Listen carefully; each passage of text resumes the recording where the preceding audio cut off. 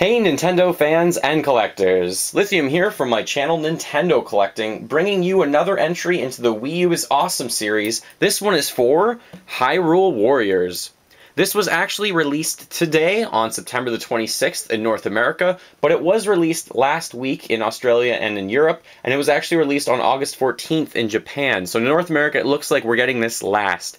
I must warn you that there are some special editions out there of this game. There's one that actually comes with a Triforce clock, I think in Japan. There's another one that comes with a scarf, but the one that comes with the scarf was exclusive to the North American New York World of Nintendo store. So there was a very limited amount of those available, I think like 300, and they obviously sold out immediately this morning or last night or something like that. They'll be going for a lot of money on eBay, I assume, very quickly. So I am not actually going to be getting that version. I have this one here. So this is the retail release in North America. You can see the front of the game obviously features Link, Zelda, and some other unknown characters, or some not very well-known characters like Lana. So this game does feature a lot of playable characters, and I'll get to that in a bit.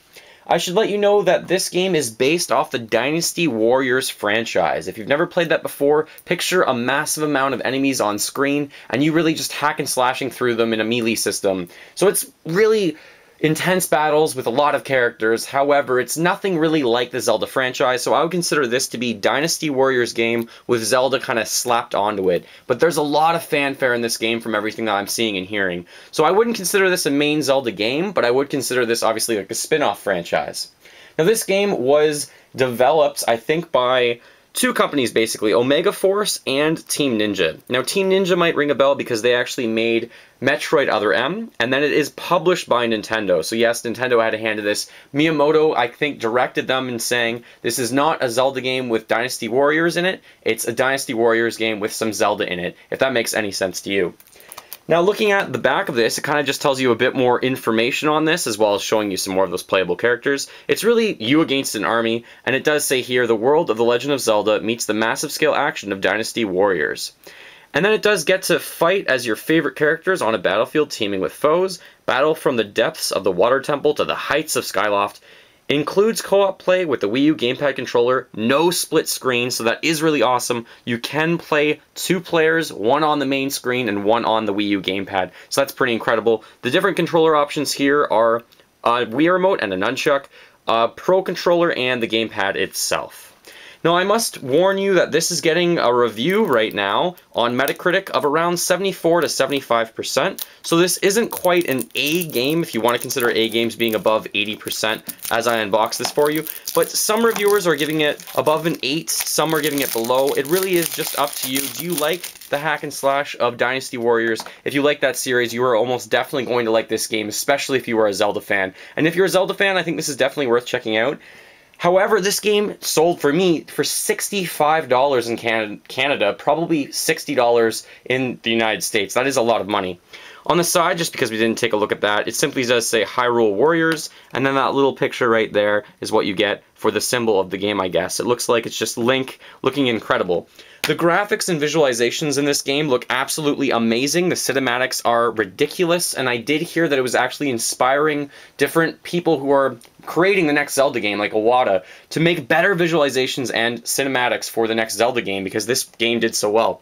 There's the disc. It looks very similar to the front of the cover. Same with the manual. And let's take a look at how ridiculous this manual is. It looks very, very small. Interesting to note, it doesn't look like this comes with anything for Club Nintendo this time, and that is wrong in my opinion. That is very bad. So the Wii U gamepad, they give you a host of different controlling options, and it also tells you about the battle screen. Now in this game, if you don't know about the story, essentially Ganondorf is defeated, but he wants to come back. He wants to be resurrected, and his soul was split into 4 pieces that are scattered throughout Hyrule's timeline, throughout different games. And I guess Cia, CIA, that's hilarious. She's named the CIA. Cia or Chia, I'm not sure how to pronounce her name yet. She is actually being manipulated by Ganondorf, and her, I think, combined with a few other people that she uses called Volga and Wizro, kind of you have to fight them as Link and Zelda and try and take them down, as well as a horde of different enemies. So the playable characters in this game, there are so many, I might as well go through them now while we kind of look through the manual. I wonder if there's more to it. Nope, that's the end of the manual. Then for me it goes to French.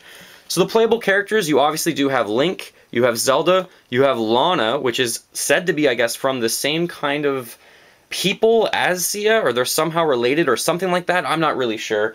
Other playable characters include a lot of fan favorites like Impa, Darunia, Princess Ruto, Midna, Fi, Agatha.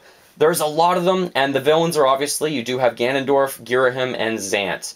There are also going to be 3 downloadable playable characters for DLC content, and those ones are going to be Sia, Volga, and Wizro. So the 3 villains that are in this game as well, you can get as DLC content.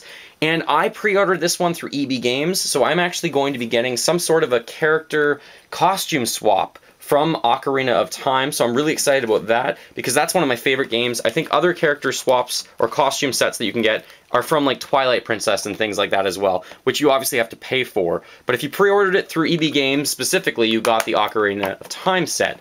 Now this game, I'm excited to play it. I just opened it up, so I haven't got to it. I might do a video of my first impressions of this, but again, this is more the Zelda franchise slapped into the Dynasty Warriors universe. So it's very different, and it's going to be exciting, but it obviously does include a lot of the characters, all of the settings, or a lot of the settings, and some weapons that should be really interesting to use, and the cinematics are amazing. There is even this mode that you play kind of going through the original Legend of Zelda game while you go through the map on the actual game or in the actual screen. It looks really cool, and I'm excited for this one a lot. This is one of the bigger games out for the Wii U, especially coming out, I guess, just before Christmas. Please comment below. What are your ideas or thoughts on Hyrule Warriors? Do you think this idea of kind of melding or meshing 2 different franchises together is a good idea or a bad idea? And what is your experience with this game? And do you plan to buy it? Or maybe you don't plan to buy it? Just let me know as a comment below. Thank you so much for watching my Wii U is Awesome series for Hyrule Warriors. Feel free to fill that like bucket, follow me on all the social media links in the description below the video, and remember, as always, go collect them all and keep smiling while gaming.